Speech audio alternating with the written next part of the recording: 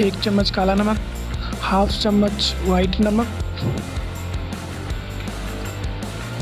1 बारीक प्याज, हरी मिर्च कटी हुई, 1 टमाटर बारीक, मूंगफली 1 चम्मच कुटी हुई,